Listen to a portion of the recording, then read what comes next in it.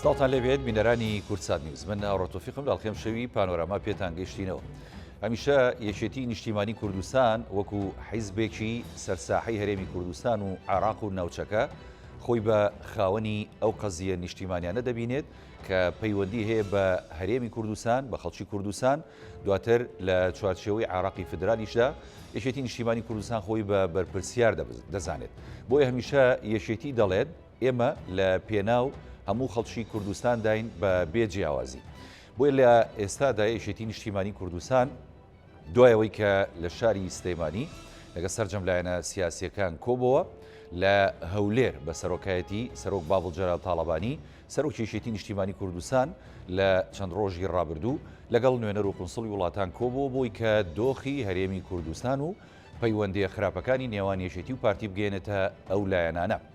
ئەمشەو گفتوگۆکەین لەسەر کۆی ئەو بابەتانەی کە پەیوەستە بە دۆخی هەرێمی کوردستان پەیوەندی نێوان یەکێتی و پارتی لێ ئەو پەیوەندی نێوان لایەنە سیاسیەکان دوجار دۆخی هەرێمی کوردستان ئەگەر بەجددی تەماشا نەکرێت بەرەو چۆ دەچێت بە میوانداری هەرێک لە میوانە بەڕێزەکانم کاک ڕەشاد گەڵاڵی کادری پێشکەوتووی یەکێتی کە بە سوپاسەوە لە مەخموور لەگەڵمانە، هەروەها کاک موهەنەد فەیسەڵ ئاکرەی چاودێری سیاسی کە بە سوپاسەوە جەنابیشان لە ئاکرێ لەگەڵمانە. سڵاوتان لێبێ بەخێر بێن بۆ بەرنامەی پانۆراما. کاک ڕەشاد ئەمەوێت سەرەتا لە جەنابتۆ دەست پێ بکەم بە ڕوخسەتی کاک موهەنەد، ینی ئەوەی کە لە هەرێمی کوردستاندا دەگوزارێت بە دیاریکراوی ئێمە ئەگەر نمونەی حیزب یەکێتی نیشتیمانی کوردستان وەربگرین، دیارە یەکێتی نیشتیمانی کوردستان لە حیزبی لۆکاڵی دەرچووە کە حیزبی ناوچەیەک بێ بگرە هەمیشە یەکێتی لە پێناو خاچی کوردستان لە پێناو خەڵکی کوردستان لە پێناو پاراستنیم قواری هەرێمی کوردستان گەورەترین قوربانی داوە. یەکێتی نیشتیمانی کوردستان ئەم هەنگاوانەی کە ئێستا دەینێت لە پێناو خەڵکی کوردستان ئەتوانین بڵین ئەمە هەنگاوە ڕاستەکانێتی؟ سواز بۆ دەفەتە ئاسڵام بۆمانێ بە ڕێزەکە شتەیەک لە کاکێ سواز بۆ بینەرانی ئەو کەناڵە خۆشەویستە. دیار یەکێتی نیشتیمانی کوردستان وەکو حزبێکی پێشان لە سەرەتای دروستبوونیەوە کار و خەبات تێکۆشانی بەو ئاڕاستەی بووە کە بەشێکی کاریگەر بێتن لە ساحەی سیاسی لە پێناو فراهەمکردنی ئازادی لە دیموکراسی لە پێناو دەسەبەرکردنی مافە سیاسی نەتەوەی کولتوریەکانی لە کوردستانی باشتر. یەکێتی نیشتیمانی کوردستان وەکو حزبێکی سیاسی شۆڕژێر لە ساحەکە بێ زیادەڕۆیی لەسەر ئەو حزبە بە دیان هەزار شەیدیدا لە پێناو دەسەبەرکردنی ئازادی. بۆیە یەکێتی نیشتیمانی کوردستان ڕابەریاتی قۆناغی شاخ زائیدەن قۆناغی ڕاستەڕین قۆناغی حکومڕانیەت بە هەموو ئەو کەم کەسانی کە هەش بۆمانێ ئەوە نیە یەکێتی نیشتیمانی کوردستان لە کەم کوڕی بەدەر بووە لە ڕەخنە بەدەر بووە، بەڵام یەکێتی نیشتیمانی کوردستان لە زۆر ڕۆ پێشەنگ بووە. بۆیە داهێنەری بنەما دیموکراسیەکانیش بووە لە هەرێمی کوردستان کە وەکو حزبێک بووە حزبێکی فرەیی بووە لەسەر ساحەی سیاسی کوردستان لە دوای ئەوەی دایان ساڵ کە یەک حزبی سیاسی کۆنتڕۆلی ساحەکەی کرد، بەڵام لەگەڵ یەکێتی نیشتیمانی کوردستان وەکو بەرەیەکی فرەمیبەری لە لێنەوە ساحەی کوردستان کە شتێکی نوێ بوو. زائیدەن یەکێتی نیشتیمانی کوردستان داهێنەری نێو شۆڕش بە تایبەتی خوێنەوار و زائیدەن سەرکردەی شۆڕژێر بوون کە تاکە حزبی سیاسی لە ساحەی کوردستان دەتوانن بڵێم زیاتر لە 10 سەرکردەی خەباتژێرمان شەهید بووە لە پێناو دەسەبەرکردنی ئازادی. بۆیە یەکێتی نیشتیمانی کوردستان غیابی مامزلارمان هەیە. غیابی مامزلارمان هەیە ئەوە نییە حزبی بەرامبەر هیچ حسابێک بۆ ڕۆڵ و پێگە و خەبات و قوربانیەکانی ئەو حزبێ نەکاتن. بۆیە لە لێنێو ئەو سراح ملدانەیەدا جەماوەری یەکێتی کەوادیر و تەنزیماتی یەکێتی ئێساکە یەکێک لەو گلەیانی کە هەیەتی پێمان وایە ئێمە حزبی خۆمان کردە قوربانی لە پێناو تێکنەچوونی ئەم هەرێمە. یعنی پێتان وایە ئەو قوربانیدانەیتە تەواو ئەبێ لێرەدا ستۆ بەلایانی بەرامبەر بکرێت بۆی ئەم هەنگاوانە دەنێیەکێتی؟ من پێم وایە دەبێ حزبی بەرامبەر ئەو ڕاستیە بزانێت کە یەکێتی نیشتیمانی کوردستان حزبێکە ئەگەر لە پێناو میلەتەکە و لە پێناو نیشتیمان نەبێتن ئەم حزبێک هەموو ناکرێتن پێمە دەستەمەوە بکرێتن بۆی کە بتوان چیان بۆ خۆیان خوازیارن بەم شێوەیە بەم ئاڕاستەیە لەگەڵتن. بۆیە یەکێتی نیشتیمانی کوردستان تا ئەم شێورە تا ئەم حدەیە لەگەڵ ئەم هاوچێشە ئاڵۆزانەی کە لە هەرێمی کوردستان بەرپا بوو ڕۆیوە قوربانیی زۆرشمان لەو پێناوەداوە. بۆیە من پێم وایە تەقیداتی یەکێتی نیشتیمانی کوردستان لەم کۆناغا گەیشتە قناعەتێک ئەگەر بەم ئاڕاستەی ڕابردوو بڕوا لایانی بەرامبەر ینی بە چاوی شتر کەپی وایە ڕۆڵی نما پێگەی نما حزبێکە ناتوانرێ بۆ داهاتوو کاری لەگەڵ بکرێتن بۆ یەکێتی نیشتیمانی کوردستان هەڵوتەی کرد لە دوایین کۆبنەوەی ئەنجومەنی سەرکردایەتی کۆمەڵێک بڕیاریدا کە من بینیم لە فترەی ڕابردوو ناکرێت حزبی بەرامبەر کە لە دوو حزبی شەریکین لە سڵتە لەگەڵ حزبێکی تر بۆ خۆی ڕحمان و ڕحیم بی بۆ خۆشی تەشەددی عقاد بکەن بۆ خۆی هەرچی بیوێتی لە پۆستە ئیداری لە پۆستە ئەمنی و ئاسایش و نازانستی بەکەیف خۆ یەکە ئیداریەکان بەکەیف خۆ ئالوگۆ بکاتن بەس کەتەکاری ئەوەی یەکێتی نیشتیمانی کوردستان پۆستێکی ئیداری یا خود پۆستێکی ئەمنی ئالوگۆڕ بکاتن یا خۆ مدیری عامی یا وەزیرێک ئالوگۆڕ بکاتن ئەمە هەمیشە هەرقەڵە دروست دەکەن لە پێناو ئەم گۆڕانکاریانە یەکێتی نیشتیمانی کوردستان وەکو حزبێکی نوێ خواز نوێگەری هەمیشە باوەڕی بۆ بووە بە نوێگەری ببینێتەوە بە نوێتی ببینێتەوە گۆڕانکاریش کارێکی سەردەمیانەیە هەر حزبێک نتوانانی گۆڕانکاری بکاتن دەستەقیش من پێم وایە پاشەکشە دەکاتن لە گەشەکردین لە پێشکەوتنی بۆیە من وای دەبین یەکێتی نیشتیمانی کوردستان ئەو قۆناغەی ڕابردوو گوزەشت من پێم وانە یەکێتی نیشتیمانی کوردستان سەر هەمان نەهەزی بە هەمان ئاراستە کار بکاتەوە لەگەڵ پارتی دیموکراتی کوردستان بە تایبەتی لە حکومڕانیەت ئەگەر کەتە کاری سەر ئەمەش من پێم وایە ئەم هەرێمە ڕاستە پارتی ڕێژەی کوردستەکانی لە ڕێژەی کوردستەکانی یەکێتی نیشتیمانی کوردستان زیاتر بەڵام دەبێت پارتی ئەو ڕاستیە بزانێت کە ئەم هەرێمە دوو شار لەم لە سلێمانی و هەڵەبجەیە لە شای کۆنترۆلی یەکێتی نیشتیمانی کوردستان لەم لایەش دوو کۆلێت یەکێتی هەمیشە باز بۆ داوە قەت هەرگیز پەنا نەباتەوە بۆ جارێکی تر بۆ شەڕی داخوژا بەڵام لەگەڵ ئەوەش مانەوەی نییە دەستداری ینی مافەکانی خۆی بیتن بۆیە من پێم وایە پارتیش دەبێت لە دوای ئەم کۆنگرەیە بە خۆداشتنەوەک بکاتن و ئاراستەیەکی نوێ بگرێتە لەگەڵ یەکێتی نیشتیمانی کوردستان زۆر باشە دەست خۆش کاک ڕەشاد من پێشم وایە ئەمە ئاراستەیە تەنیا مێژی گفتوگۆیە بۆ سەرسەرکردنی کێشەکان مێزی گفتوگۆ بکرێتە وەسیلەیەک بۆ خاڵکردنەوەی گرژیەکان و زایدەن دەکتێگەیشتێکی نوێ بێت ئارە لە نێوان هەردوو حزبی سیاسی بۆی بتوانرێت داهاتووی کاری پێم سۆگەر بکرێت دواتر دێمە سەرەوەی کە ینی بزانین هەنگاوەکانی داهاتووی ئەم دوو لایەنە چۆن دەبێت چونکە ینی دوورا و دوور کە هەردوو لاپەیان بۆ یەک دەنێرن یاروکو جەنابە دووتێ یعنی ئەگەر مێزی گفتوگۆ نەبێت و پەیوەندی نێوان ئەم دوو لایەنە نەبێت ناتوانرێت ئەو قۆناغە سەختی کە ئێستا پێدا تێپەڕە بن ینی بەجددی تێپەڕێن کاک موهەنەد مەسەلەی تاگڕەوی و مۆنۆپۆلکردنی حکومداری و هەروەها جونگە سەرەکیەکانی دەسەڵات لە هەرێمی کوردستان لەلایەن حیزبێکی دیاریکراوە ئێمە وای کردووە کە یەکێتی نیشتیمانی کوردستان کە خۆی بە پێکهێنەر و دامەزرێنەری حکوومەتی هەرێمی کوردستان و هەروەها هەرێمی کوردستان و ئەم دۆخە دیموکراسی لە هەرێمی کوردستاندا هەیە دەبینێت کاردانەوەیە بێت پێتان وایە کاردانەوەکانی یەکێتی نیشتیمانی کوردستان ئەتوانێت پارتی دیموکراتی کوردستان لە قۆناغەدا بۆستێنێ سلااف بۆتا بۆ هەمی تەماشاوانên کورسات نیوز و بەرنامە پانۆراما و بۆ میوانەتەیە بەڕێز لە باژارێ مەخمیری سەبارەت بابەتێ ئەو ئالۆزیە نوکە دروست بنێت ناوبەینا یەکێتیان نیشتیمانی کوردستانê و پارتیدا لەسەر بابەتێ چوونەتیە حکومڕانیکردنا کوردستانê و کە یەکەتی داوات کەتن تاقراوی و یانکۆ یک بریاریا یک لایەن وستاپاندنە سەر لایەنێ دی بۆ حکومڕانیکردنا کوردستانê nemînîtino و هەمی بەشدار بن فعلی کاریگەری دروستکردنا بریارê da تایبەتی حکوومەتە هەرێما کوردستانê da وەکو دیارانی کاک هاوڕێیان یەکەتی نیشتیمانی کوردستان هەل ساڵا پشتی دامەزراندنا هەرێما کوردستانê پشتی سەرهەڵدانê li sala 1991 da یەکەتی نیشتیمانی کوردستان هەموو جارێ شازەست کردیە و هەموو جارێ هەوڵدا یەکڕێزی و تەبایی و یەکدەنگی هەبیتن هەلووی دەمەیدا حکوومەتەکە هەفشک دروست کرد بوو ئەگەل پارتیدا بۆرێ بە برنە هەرێما کوردستانê بۆ هەندێک کە کورد بگەنە ئامانجەکە سەرەکییا خۆ و بدینانە ئاواتên milletê کورد بوو بەداخەوانی ساڵی 1994 ئەو بۆ شەرێکی ناوخۆڕۆدا بەڵام خوشبەختانە 1998ەوە ئەو شەرە کوتایی پێهات و جێگای دڵخۆشی هەموو کوردێک بوو لە سەرانسەری کوردستاندا لەو ساتەوە جەنابی مام جەلال ڕەحمەتی مام جەلال لەو ساتەوە سیاسەتێکی حەکیمانە پەیڕەو کرد کە سیاسەتەکەی ئەوە بوو کە ئێکەتی ئامادەیە هەموو شتێک بکاتن شازاز بکاتن و هر وها تنازل لزور شتی بکات لپیناوی پاراستنی ام قواره هرم و لپاراستنی آمانجا سرکیاکانی هرم کردستان و کرد لم هرم دا اما بو که ام سیاست بردوام بو حتی اوقاتی که جناب امام جلال نخوش کاتو لوقات دارنگی کتی هندک شی هبیتن ناخوی دا بیتن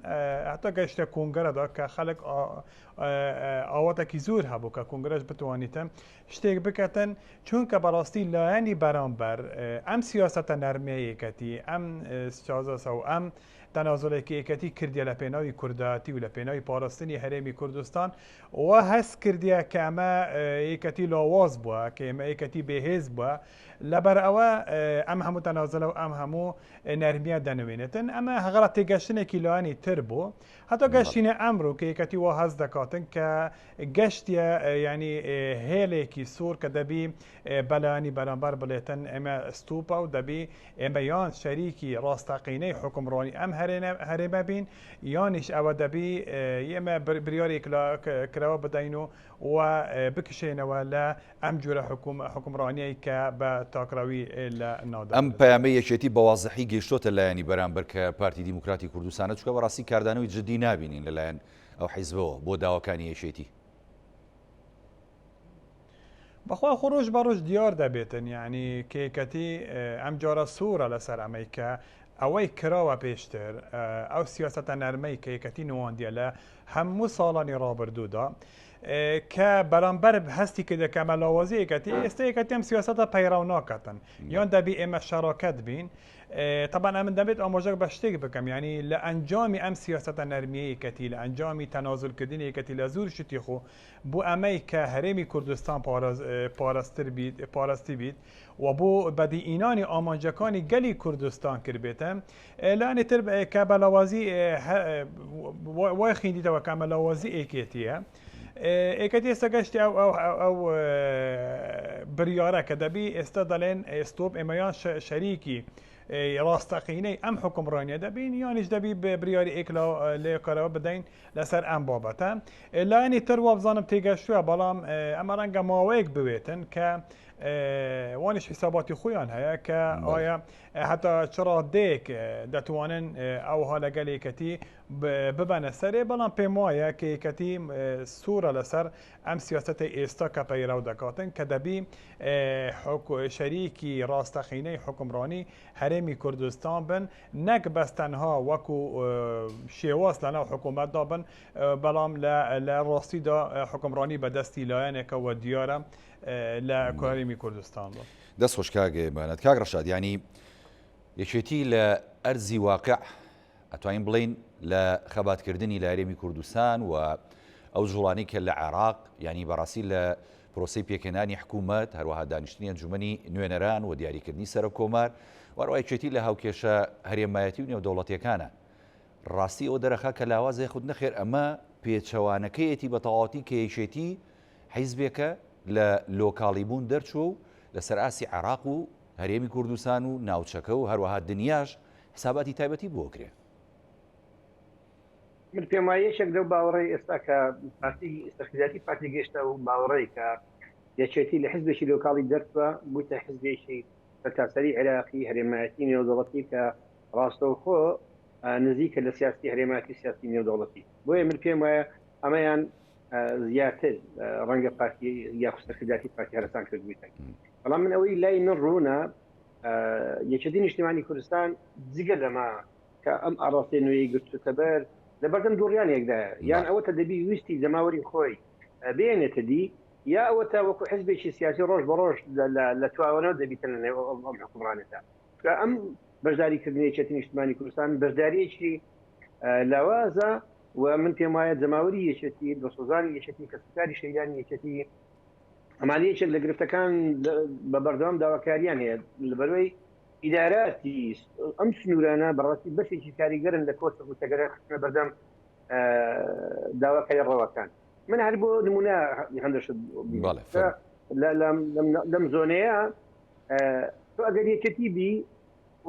وەکو فکرێک یەکێتی نیشتیمانی کوردستان قبوڵ بیتن پارتی نەبیت تۆ دەبی دەستبەرداری هەمووی تەقاقێکی خۆت بیتن بی خۆتی بنە ماڵەکەت واتە تۆ لە هەموو شتێک مەحروم دەبی بۆیە ئەم واقعە گەیشتوتە لای سەرکردایەتی یەکێتی نیشتیمانی کوردستان یان ئەوەتە دەبێ وەکو کاک مهەلەد ئاماژەی پێکرد خەریکێکی ڕاستەقینە بێ یان ئەوەتە نابێتەوە وەکو ئەو هەر بەتاوی حزبێکی لۆکاڵی سەری تو بکاتنەوە وەکو حزبێکی حزبێک بیکە لێ ینی هەر کاتێک مەبەستی بیتن تۆ لەگەڵ بەگەر خۆی بداتن بۆ هەر مەبەستی دیاری سەنگی یەکێتی ڕۆڵی یەکێتی نیشتیمانی کوردستان لەنێو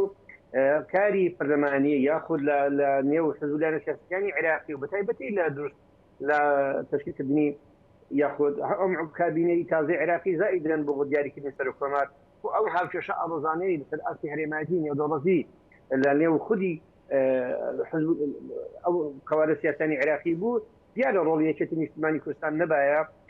ئەم ئاڕاستی یەکەم بەرەو چێ دەستکردن کە ئەم بەرەسێ پۆڵیا ئەگەر یەکێتی نیشتیمانی کوردستان نەبایە ئەم بەرەیە هەڵنەدەوەشاوە کە بەڕێز مقتەسەد ڕابەتی دەکرد بۆیە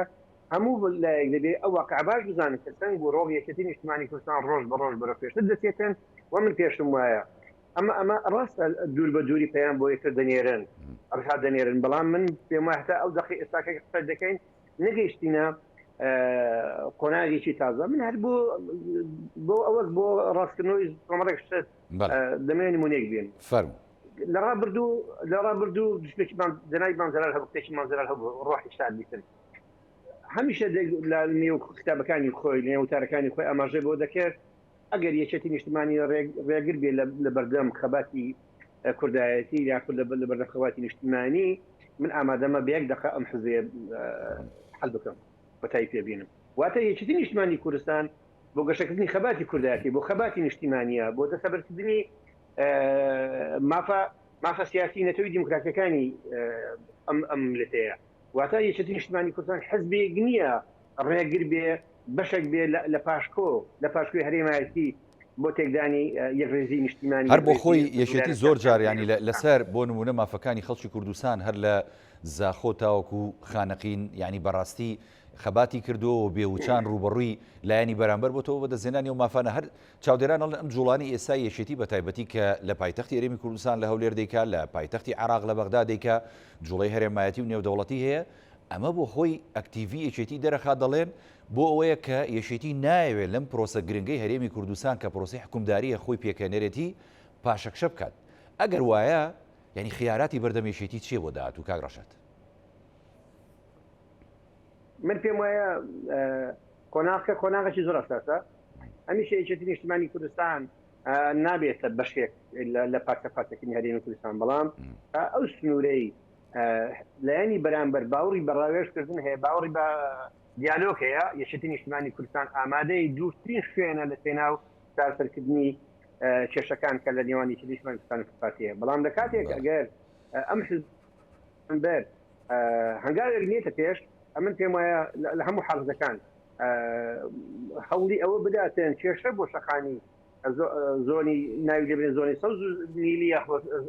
زۆنی سەوز و زەرد دەبێت سەرکردایەتی یەکێتی نیشتیمانی کوردستان زۆر نامن وەسڵ لەسەر زۆنی سەوزی ئەوەیە مەبکە سلێمانیە بەڵام لەگەڵ ئەوەش من پێم وانییە یەکێتی نیشتیمانی کوردستان ئامادە بێ خۆی و جەماوەرەکەی خۆی بە قوربانی بەشداریکردنێکی لاواز بکاتن لە هەرێمی کوردستان بۆیە دەبی لایەنی بەرامبەر ئەو ڕاستی باش بزانێتن ئەگەر لە مێژووی دوور و نزیک بە تایبەتی لە ڕاستەڕینەوە بۆ ئێستاکە ڕۆڵی جەنابی مانزەلا ڕەوانشاد جەنابی مانزەلا هەمیشە ڕۆڵێک بووە بۆ ڕۆڵی پێکهێنەر بووە بۆ ئەکۆکردنەوەی کۆی حزبولانە سیاسیەکان لە بەشداریکردن لەم حکومەتە بەڵام دەبی ئەوە بزانی ئەمەی جەنابی مانزەلال ینی حزمی هەندشتی دەکرد دەبی ئەو پارتی سەرکردایەتی پارتی ئەو واقع بزانیتن ئەم قۆناغی ئێستاکەی سەرکردایەتی یەکێتی نیشتیمانی کوردستان ڕاستە درێژە پێدەری خەبات درێژ پێدانی ئەوەی مانزەلالێ بەڵام دەبێ ئەو واقعش بزانیتن جەنابی کاک بازڵ مانزەلال نییە دەبێ ئەو واقع بزانیت تەمەنیش جیاوازە ڕەنگە بیرکردنەوەش جیاوازی هەبێتن بڕیاریش جیاوازی هەبێتن بۆیە دەبێ هەم جەنابی کاک مەسعود و سەرکردایەتی نوێی پارتی دیموکراتی کوردستان لەو ڕاستیە بگەن ئەم قۆناغی ئەمڕۆ دوێنێنیە من دەبێ ئەو پەیامە بگا بە باشتر ئەم قۆناغی ئەمڕۆ یەکێتی نیشتیمانی کوردستان یا سەرکردایەتی یەکێتی نیشتیمانی کوردستان دوێنێ نییە بتوانن بە تەلەفۆنێک ینی بەم شێوەیە بۆیە دەبێ ئەم ڕاستیە بزانن لاوەزبوونی پێگەی ڕۆڵ و پێگەی یەکێتی نیشتیمانی کوردستان لە بەشداریکردن لەم حکومەتەیە من پێم وایە زیان بە پرۆسی دیموکراسیەت دەگەینێ و زیان بە پرۆژە کارنووسازەکانی هەرێمی کوردستانیش هەر زیان بە قواری هەرێمی کوردستانیش دەگەێنێ ئەو کاتۆیانی ئەو ئەگەرم ناکۆشیانە بەردەوام بێ خۆ بەغدا هەروە بێدەنگ ناوێ ینی دوجار یعنیچێتی خیاراتی کەی وەکو دەڵێن لە بەردەمایە بۆ ئەم بابەتە من دڵنیام لەوە چکە ئەمڕۆ ئەگە تەمەشای داگای فدرالی بکەیت خۆ هەرێم بەشێکە لە چوارکەوی عێراقی فدرال بۆیە خۆ هەر ناکۆشێک هەر کێشەیەکە ئەم لە ڕێگەی سکاڵای یاسایی هۆ تو دەتوانانی دادگای فدرالی دادگای باڵات و سکاڵای کۆمار بکەیت بۆیە من پێم وایە دەکرێت لە هەرێمی کوردستان هەرێمێکین لە دوای ئەگەر سەیری بکەی ینی زیاتر لە 30 ساڵ ئێمە نەماتوانین دەستورێکمان هەبێتن واتە تا ئەو دقی ئێستاکەش کە دەستورێک نەبێتن لەم هەرێمات و ناکاری بگەڕێتەوە بۆ ناوەند ئەمە ئەوی من مەبەستمە لە واقع یەک بزانێ زۆر پێم سەیرە من شتێکم لەم فترەیە بینی ینی من دەکرێت پایتەختێک هەولێر پایتەختی هەرێمی کوردستانە خۆتۆ ناکرێتن ماڵی جێگیری سەرۆکی حکومەت لە ناو پایتەختە تۆ بچی هێزێک بکەیت گەماروی بداتن ئەری ئەم ئاسایشە چۆن دەتوانێت نەتوانێتن پارێزگاری یاخود ئاسایشی ماڵی جێگیری سەرۆکی حکومەت مسۆگەر بکاتن ئارەم پارەی ڕابیرێت چۆن دەتوانێتن هەنگاوی دڵخۆشکرد بنێتن چۆن دەتوانێت زارێکی دڵنەوەی بداتە ئەم حزبەیە کە دەتوانن داهاتوو بێکەوە دەتوانین کاری بەیەکەوەی بکەن بۆیە من پێم وایە دەبێت سەرکردایەتی پارتی دیموکراتی کوردستان لەم خۆناغا بە ئاگایشی زیاترەوە ئەگەر پێی وایە دەتوانین لە ڕێگای هەرێمایەتی گوشارەکانی خۆی زیاتر بکاتن من پێم وایە ئەمەشیان ڕەنگە بەگران بۆ سێترن بۆەوەی من پێم وایە هەرێمایەتی ڕۆڵی لە تێکدانی ئەم قوارەیە هەیە بۆیە دەبی بە چاوکراواییەوە بڕوانینە سیاسی هەرێمایەتی لەم ناوتەیە ئەم قوارەی ئەمڕۆ لە هەرێمی کوردستان دروست بووە خەبات و قوربانی دەیان هەزار شەهید لە پێناو دروستبوونی ئەم قوارەیە بۆیە لە دەزانی ئەم قوارەیە من پێم وایە زیان بە هەموو تاچێکی کۆمەڵی کوردەواری دەگەینێتن بە تایبەتی بە هەموو حزبولایەنە سیاسەکان ئەم قۆناغش قۆناغێکی خۆیەتی نییە بەڕاستی قۆناغێکی ئاغایەتی نییە قۆناغێکە دەبی پارتی بزانێت یەکێتی نیشتیمانی کوردستان وەک پارتی دیموکراتی کوردستان لە ڕووی دیپلۆماسیەوە بەهێزە لە ڕووی پەیوەندیەکانی هەرێم ناوخۆ هەرێمایەتی زائیدەن دەولی بەهێزە وەجگە لەوەش لە وەکو پارتی دیموکراتی کوردستان لەشکری هەیە ئاسایشی هەیە زائیدەن دامەزراوەکان بە هەموو دامەزراوەکانی هەیە یەکەی دیاریەکانی خۆی هەیە بۆیە دەبێتن ئەم نکۆڵیە یاخود ئەم غرورێتیە لە خۆبایی بوونە کوتای پێبێتن هەرێمی کوردستان بۆی بتوانێت جارێکی تر وەکو سەرتاش باسم کرد مێزی گفتوگۆ بتە وەسیلەیەک بۆ کۆتای پێهێنان بە ناکۆچەکان و زارێشکە دەست لە نێو دەست کار و خەباتی بێکەوەی بکەن بە ئاماز بگرن بۆی بتوانن هەنگاوەکانی داهاتوو باشتر خزمەتی دانیشتوانی هەرێمی کوردستان و سەردەمچین توێژەکان هەرێمی کوردستان بکەن دەست خۆش کاگڕەشاد دێم و خزمەت جەنابەت بەڕاستی ینی تۆ هەردوو ڕێگەکە و ینی دیاری کردو بۆ یەکێتی نیشتیمانی کوردستان ڕێگەیەک دانوستان و گفتوگۆ ڕێگەیەکیش تا ڕادەیەگە قسانی کە کاڵەی خاوەن هێزە و خاوەن نفوسە و خاوەن چەکدارە ئەوە تۆ زێوەکو هەڕەشەیەکە بین لێ دەست خۆش دێم و خزمەت جەنابێت کاک موهەنەد ینی مەسەلەی سەر ڕای هەموو ئەو ناکۆچی و ئەو دووردەنگجی کە لە نێوان یەکێتی و پارتی زۆر جار ناوبەناو دروستە بێ لە قۆناغە جیاوازەکانی پرۆسی خەبات لە شاغ لە شار لە عێراق لە ناوچەکە یعنی دەبینی نێوانی یەکێتی نیشتیمانی کوردستان و پارتی دیموکراتی کوردستان بەدەر لەو هەموو ناکۆچی و تەموو مژاویی کە هەیە کۆمەڵێک بەرژەوەندی گشتی باڵاش ئەوەستێتەوە کە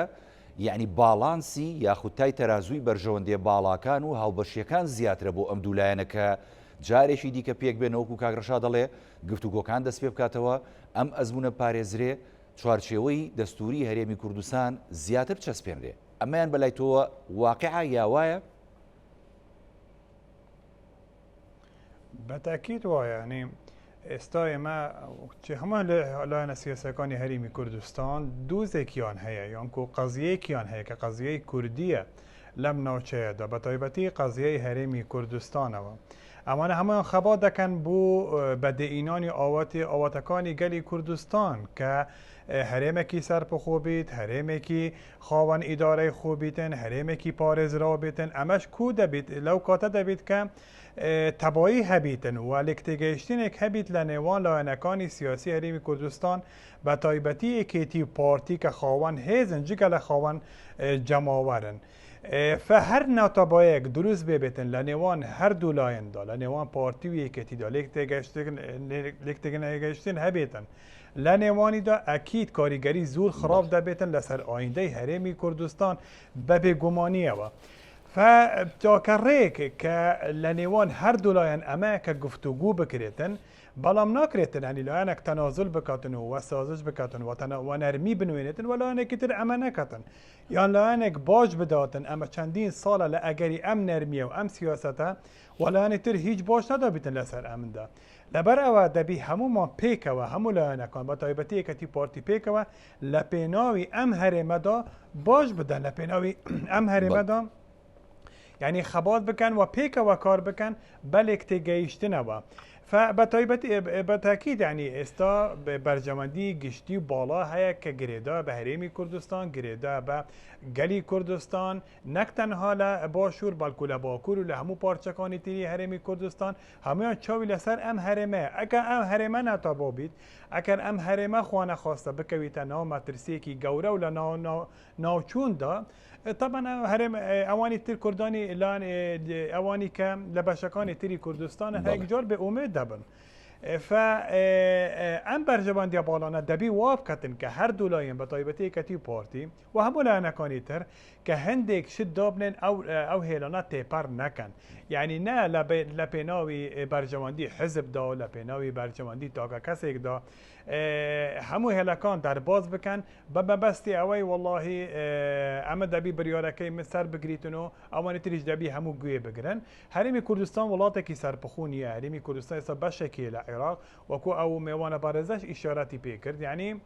سبەینی عێراقش دێتە سەر خەتو دا لێت هەرێمی کوردستان بەشێکە لای من ناتابایی هەیە خەریکەوە شەڕ لوب دەدە لە نێوان دوو لایەنی سیاسی ئەمن ناچارم حتا بەرامبەر وڵاتانی دنیاش کە ئەمن ناچارم ئەمن تەدەخل بکەم و ئەم شتە ڕابگرم ئەمەش هیچ بە هیچ شێوێک لە بەرژەوەندی هەرێمی کوردستاندا نییە و لە بەرژەوەندی پاشەڕۆژی ئەم هەرێمەدا نیە بەتاکید بەرژەوەندی گشتی هەیە بەتاکید یعنی هەندێک ئامانجی باڵا هەیە کە نەبەست تەنها یەکەتی پارتی هەموو لایەنەکانی سیاسی کوردستانی خەبا دەکەن لە پێناو ئەو ئامانجانە ئەو جاکەر ناتەبایی و هەکە لێکترازان هەبێتن ئەکەر ببێتە خوانە خواستە ببێتە شەڕ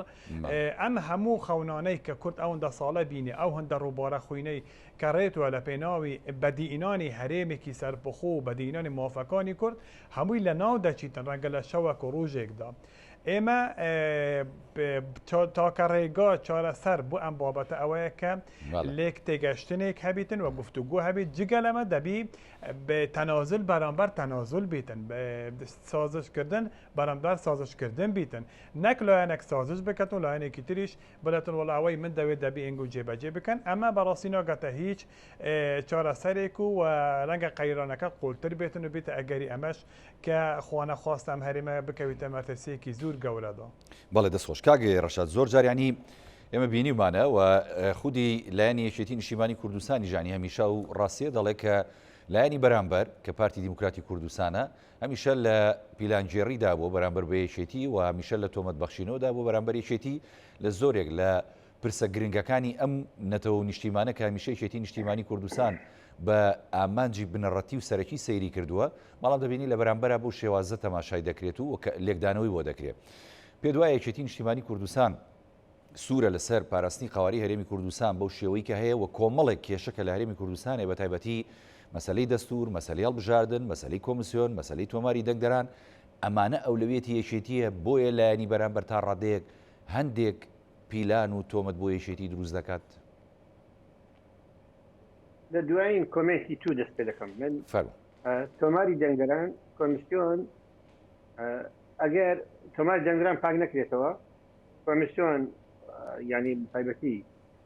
لە ڕووی یاساوە ئەوە هەمار نەکرێتەوە من پێم وایە هەستی پرۆسی هەڵبژاردنە دیکەی ڕاستەخۆ وەکو قەکەی کاکعلی گوتنی 20 نەک 10% 20%. بەڕاستی وێ من پێم وایە لەبەروێ تا ئێستا کەس لە هەموو بادینیان لە دهۆ کا دەگەیتە منطقەی ئەواتە لە زاخۆ تا دەگەیتە منطقەی سۆران و ئانە من پێم وایە لە ساڵی نۆتێک بۆ ئێستاکە هیچ کەسێک نەمردیە کەسێک نەخۆش نییە قەتکەوتنیە 100% هەڵ جەنگەدا ئەگەر 100 دەنەویت لە دنیای پرۆسی هەڵبژاردن پرۆسیسی هەڵبژاردن شتوانیە من دەمەوێت بگەڕێمە سەر خاڵێک تۆ لە پەتایی ئەوەی تر کرد من باسم نانە قسەکەی جەنابێت بەڵێ من کە باسی هێز دەکەم باسی هەڕەشەکاڵێ من دەڵێم دەبێت پارتی نانە هەڕەشەنی ئەوەی من هەڕەشەنیە بەڵام خۆ دەبێت پارتی دیموکراتی کوردستانی ئەو ڕاستی بزانێت یەکێتی نیشتمانی کوردستان حزبەکانی تری هەرێمی کوردستان نییە بێ هێزبی تەنیانی من وەسم لەسەر هێزێکدارە وەکو پارتی دیموکراتی کوردستان لە وەزارەتی پێشمەرگا لە منزومەی ئاسایش ئاخر لە وەزارەتی ناوخۆ خۆ دەشتەکە دیارە ینی دەشکری پارتی چەندە یەکێت نیشتمانی چەندە و زێربانی چەندە و پاسەوانی مەسەرن ئەوەی نەوت چەندە ئەو دیارە ڕێژەکە دیار من وەسم لەوەیە ئەمان وەکو هەڕەشە نییە بەڵام دەبێت ئەو واقع بزاندرێ لەشکر هەردوو لا لەشکریان هەیە من وەسم لەوەیە بەڵام یەکێتی نیشتمانی کوردستان هەرگیز پەنا بۆ شەڕ نابات وەزارێکێتە لەبەروەی ئێمە بادی شەڕی ناوخۆماندا لەبەروەی شەڕی ناوخۆ وڵاتانی هەرێماتی ئاکەم داخل بێت خۆتان دەزانن لەشکری تورکیای گەیشتە ایران و نازنین کە زیاتر لە 450 فەرماندە پێشمەرگە ڕەشتەی بووە و عێراقی گەیشتە ناوپایتەخت چەند ڕۆژ ناوپایتەخت ماوە کە هەمومان دەزانین عەدالەتی هەرێمایەتی چۆن بە قازانجی لایانی بەرەمبەرمانتەوە بووە ئەمە ئەوە یەکتری سەرکرداتی یەکێتی نیشتمانی کوردستان ئەو ڕاستی باش دەزانیتن بەڵام ئەوەی من مەبەستمە لەوە یعنی شتێک بی دەبی بزانی سەرکرداتی پارتی ئەو ڕاستە بزانی هاوسەنجی لە نێوان یەکێتی نیشتمانی کوردستان و پارتی دیموکراتی کوردستان ڕاگرتنی ئەو باڵانسە ئەم هاوسەنجە زۆر پێویستە و هەر لایەنێکیان یەکێتی نیشتمانی سێ پارتی دیموکراتی کوردستان لە ڕووی سەرکرداتی هەردوو حزبەکە ئەگەر بەشێک نەبن لە ڕاگرتنی هەردوو لە هاوکار نەبن لە ڕاگرتنی ئەو باڵانسە ئەم هاوسەنجە من پێم وایە بە ئاقارشی دا دەڕاتن بۆیە من پێم وایە مانەوەیان ڕاگرتنی ئەو باڵانسەیە لەسەر شانی هەردوو حزبی سیاسی سەرکرداتی هەردوو حزبی سیاسیە من وای دەبینم سەرکرداتی یەکێتی نیشتمانی کوردستان هەمیشە بەشێکی چارەنووساز بوو مەسەڵەن بۆ هەر بۆ نمونە شتێکان فەرموو هەمیشە سەرکردەی کاریزما ئەو سەرکردە دەبێتن کە بەخشندە دەبێتن من پێم وایە دەبایە تا ئەو دەقی ئێستاکەکەم بازم خسرا و کێشە و بزانانی هەبووە دەبایەت دەستپێشخەری لایەن جەنابی کانسول هەبایە بەڕاستی بۆی سەرکرداتی هەردوو حزبەکە یعنی چی تێدا بە ئەم جارە با لە زیاتی سەدی ڕەش باید دەبا بچووبایە لە سلێمانی مەکتەبی با سەرپرشتی کۆبنەوەی هەردوو مەکتەبی سیاسی یەکێتی نیشتمانی کوردستان پارتی دیموکراتی کوردستانی بکردبە من پێم وایە ئەمە گەورەی بۆ جەنابیان نەک کەماتی بەڕاستی بۆیە ئەم قۆناغا وا دەخوازت لەبەرەوەی کۆی جمگە ئەساسیەکانی حکومڕانی لە هەرێمی کوردستان لەژێر دەسەڵاتی پارتی دیموکراتی کوردستاندا ئەمە سەرۆکی هەرێمە ئەمە سەرۆکی حکوومەتە ئەمە وەزیری ناوخۆیە ئەمە سیاستی ینی بەتابەتی فەرمانگەی هەرێ ئەوەی دەرەوەیە ئەمە واتە مەزومەی ئاسایشتە واتە ئەمە تو کۆی پرۆسەسیادەکان بۆ ئەساسیەکان لەبەرتی چووە بۆیە تۆ دەبی هەوڵ بدەیت ئەم باڵانسە ئەم هاوسەنجی ڕابگری بۆیە ئەگەر یەکێتی نیشتمانی کوردستان داواکاریی زیاتر حەزمی خۆی داوا کردیا یعنی پێی بڵێ برێوەڵای ئەمە زیاتر ڕۆی کردێتەوە بەڵام ئەگەر داواکاریەکان لەسەر مافە دەستوریەکان بوو بیتن من پێم وایە سەرکرداتی پارتی کوردستان حەقا بوەسێتن لەم ینی لەسەری کە هەتا ئەو دەقەی کردوێتی بۆیە دەبێت ئەگەر ینی خوازیارە داهاتوو ئەم هەرێمە شقام ئارام بێتن و هەرێمی کوردستان سەقامگیری ئاسایش لەم هەرێمە بەرقەرار بێت ئەگەر خوازیاریشە بەڕاستی ئاشتی کۆمەڵایەتی بەرقەرار بێت لەم هەرێمە من پێم وایە سەرکرداتی پارتی دیموکراتی کوردستان دەبێت ئەم ڕاستی بزانێت ئەم باڵەسە دەبێت ڕابگرێت بۆ نمونە من هەشتێکتان بۆ باز دەکەم کاتی خۆی جەنابی مامزەلا ڕۆژشاد مامزەلا هاتە کەرکووک لە کەرکووک کێشە لە نێوان کە ئستحقاق وەکو ئستحقاق بەڕێوەبەری ناحیەی سەرگەڕان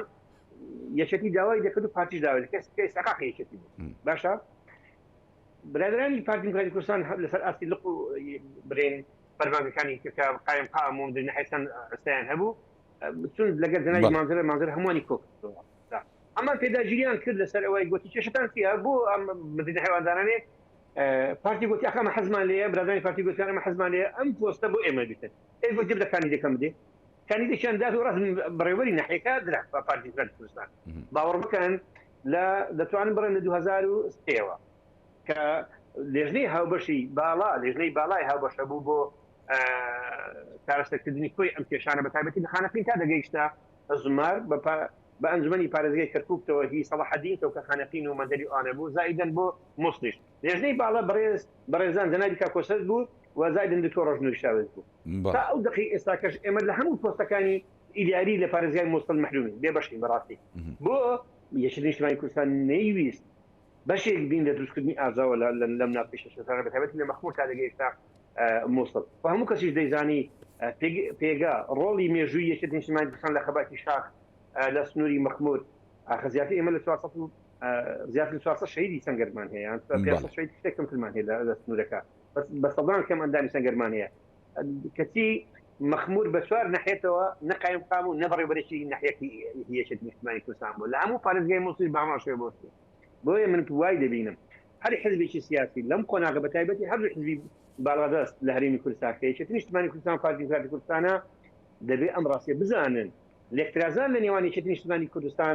زایدە پارتی دیموکراتی کوردستان واتە نەمانی ئەم هەرێمە خۆتان دەزانن ڕووباری خوێن بەخشکایە لە پێناو دروستکردنی ئەم هەرێمەیە بۆیە هەر لایەنێکیان بەشێک بیتن لە لێکترازان لە هەرێمی کوردستان بە باڵی ڕووباری خوێن دەکەوتە ئەستۆی ئەمەشیان من پێم وایە تصوری من وایە تەکیداتێکە لەم قۆناغا ینی ناتوان گرانایی ئەم ڕووبارە خوێنە لە ئەستۆ بگرن بەڕاستی بۆیە من لە کۆتاییش بیتە من پێم وایە هەر دوولاب مێزی گفتوگۆ دەکەنە وسیلە بۆ تاکتین گرفتەکانی دەست خۆش کاک ڕەشاد کاک مۆنە دووکو کاگێ ڕەشاد ئاماژەی پێدا ینی ئەوەی کە پێویستە یەکێتی و پارتی پەنای بۆ بەرن دوجار هەر مێزی گفتوگۆیە و تەنازولکردنی هەردوو لایە بۆ یەکتری لە پێناو ئەو بەرژەوەندێ باڵایانی کەم هەرێمی کوردستانی لەسەر پێک هاتووە و دوجار لە هەرێمی کوردستان خەڵکی کوردستان دەژی کە ینی کۆمەڵێک قوربانی گەورەی داوە لە پێناو پاراستنی و دەستکەوتانی کە بەدی هاتووە پێ دوایە ینی لە ناو بە تایبەتی لایەنی بەرامبەر کە پارتی دیموکراتی کوردستانە عاقڵ و بیرمەندان هێشتا ماون بۆی کە دۆخەکە بەرەو ئاقارێکی قورستر نەبن لەگەڵ یەکێتی نیشتیمانی کوردستان لە داهاتوویشی نزیکدا کرانەوە هەبێ بۆم بابەتە وەکو دوا پرسیار بۆ جەناب بێگومان ینی لە ناو هەر حزبێکدا هەبیتن ینی کەسانی خاوەن ئەزمون کەسانی خاوەن ئیرادە کەسانی خاوەن نیشتیمان پەروەری هەیە و ئەوە هەیە لە ناو یەکێتی زۆر هەیە و لە ناو پارتیش هەیە لە ناو پارتی ئەوەی کە ئێستا نمونە و دیارە ینی سەرروکی هەرێمە کە زۆر بە ڕوولی ناوەندگیری هەلدەستێتن بۆ نزیکردنی هەموو لایەنەکان بە تایبەتی یەکەتی و پارتی کە ڕوولێکی زۆر باشە بەڵام دیارە ینی کاریگەریەکەی ئەو هەندە زیاتر ناتوانیتن فشار بکەن لەسەر برادرانی خۆی ئەوانیتر لە ناو حزبدانە بەڵام ئەمە هەیە ینی لە ناو پارتیدا هەیە ئەکید کە کەسانێک هەنە کە پێیان گرنگە ئەم ئەزمونە بێتە پاراستن پێیان گرنگە ئەو ئەمانجە سەرێکەکانی ملەتی کورد بێتە دینان ئەمەش وە بێگومان ینی ئەوان لەن ینی تەکید بووە کە دەبی سازش بکرێتن و دەبی گفتوگو بگرێتن بە تایبەتی لەگەلی یەکێتی چونکە ئەوان دەزانن و لەوە تێگەشتونە کە ئەگەر هەر لێکترازانێک بە تایبەت لە نێوان یەکێتی و پارتی دروست بێتن و هەر خوانەخواستە شێکی نەخوازرا و دروست بێت لە نێوان یەکێتی و پارتی ئەوانە دڵنیا بوو لەوەی کە نەک تەنها لە یەکێتی بەڵکولەوانیش تێک دەچیتن و لە هەموو هەرێم تێک دەچیت و هەموو هەرێمیش دەکەویتە ناو مەترسیدا لە ناو ئەواندا کەسانێک هەنە و هەوڵ دەدەن بەڵام ڕەنگە زۆر کاریگەریان نەبێتن لە ناو حزبدا بەڵام هەنە و پێم وایەش دەتوانن لە ماوەی داهاتوو ینی ئاگامان لێ بە بەپێی زانیاریەکان ئاگامان لێ بە کە لەم ماوەی ڕابردوودا هەولێکی زوریان داوە کە ئەم گریژیانە زۆر تەشەنە نەبن زۆر گەورە نەبن و ڕوولێکی باشیان بینیوە ئەمە هیوادارین ینی کە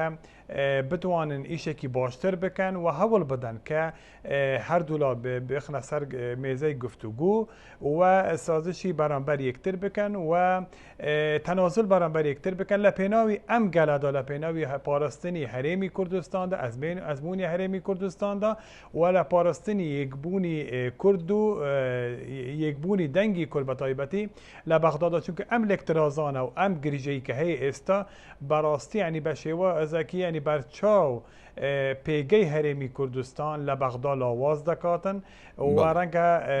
کاریگەرێکی زۆر خراپ هەبیتن لە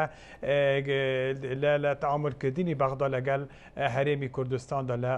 ئایندەکی نزیکدا ئەگەر بێتنەوە بە گفتوگو ئەم گریژیانە لە نێوان یەکەتی پارتی چارەسەر نەبن. بەڵێ زۆر سپاس بۆ کاگ موهەنەد کاگ ڕەشاد دو پەیامی خۆت بگەنی زۆر بە کورتی سپاس دەکەم. سپاس بۆ ئێوە وەڵام من دو پەیامی من ئەوەیە دەبێ یەکێتی نیشتیمانی کوردستان و پارتی دموکراتی کوردستان لەبەرەوەی قەدەر وایە قەدەری پارتی یەکێتی وایە لە ساڵی نۆتێکەوە پێیەکەوە ڕابەتی قۆناغی ڕاپەڕین و زایدەن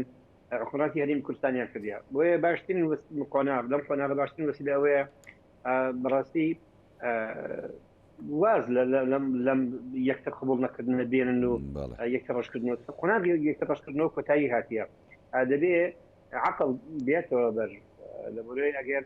عقلانە ئەم کێشەیە چارەسەر دەکرێتن من پێم وایە داهاتوێش خراپ تاوەڕێی هەرێمی کوردستان دەکەم من پێشم وایە عقلمەندان لە نێوان هەردوو حزبی سیاسی بە تایبەتی سەرکردایەتی هەردوو حزب عقلمەندان زۆرن دەتوانن جارێکی تر زمینەیەشی لەباشتر دروست بکەنەوە بۆی دیالۆگێکی ڕاشکاوانەتر لە نێوان سەرکردایەتی پارتی دموکراتی کوردستان و یەکێتی نیشتیمانی کوردستان بێتە ئارە بۆی بتوانن کۆی ئەو کێشە و گرفتانە زاڵ بن بەڵام من دووبارەی دەکەمەوە ئەم گرفتانە لەبەروەی لیستی شەقانی یەکێتی نیشتیمانی کوردستان و ڕێخستنەکانی یەکێتی نیشتیمانی کوردستان زایدن کۆی ئۆرگانەکانی یەکێتی نیشتیمانی کوردستان و گوشاریان خستۆتە سەر سەرکردایەتی یەکێتی نیشتیمانی کوردستان بەوەی ئێمە ڕۆڵی ئێمە پێگەی ئێمە لە لێو ئیدارەی حکوومەتی هەرێمی کوردستان چییە بۆیە ئەمامە یەکێکە لە گرفتەکانی ئێمە ڕاستی دەبێ یەکێتی نیشتیمانی کوردستان لە بەشداریکردنێک ببێتە شەریکێکی ڕاستەقینە لەم هەرێمە بۆی بتوانێن هەم ئینجازەکان هەم زایدەن کەم و کوڕەکانیش لە ئەستۆ بگرین بۆیە من وای دەبێنم یەکێتی نیشتیمانی کوردستان هەمیشە لەبەر کەم و کوڕەکان هەڵناتوە بەشێک دەبێتن لە چارەسەرکردنی کەم و کوڕەکان بەشێکیش دەبین بۆ ڕایکردنی شوکارەکان و زائیدەن هەنگاوێکی هەرێمی بەرەو پێشتر ببین بۆیە من پێم وایە یەکێتی نیشتیمانی کوردستان بەسینگی فراوانەوە دەستێکی واڵایە بۆی جارێکی تر بتوانێت لەگەڵ پارتی دموکراتی کوردستان سەمێزی گرتەوە کێشەکانی خۆی یەکلا بکاتەوە بەڵام بەپێی ئیستحقاق و بەپێی ڕۆڵی شەرەکەتەکەی خۆی منطقی عقل گەڕانەوەی ڕۆڵی بەڵێ بەپێی منطقی عقل بەڵام دەبی پارتی دموکراتی کوردستان ڕێز لە ڕۆڵ و سەنجی یەکێتی نیشتیمانی کوردستان بگرێتن لە نێو ئیدارەی هەرێمی کوردستان ئەگەر بەم شێوە نەبێتە من پێم وایە یەکێتی نیشتیمانی کوردستان جارێکی تر ناگرێتەوە سەر هەمان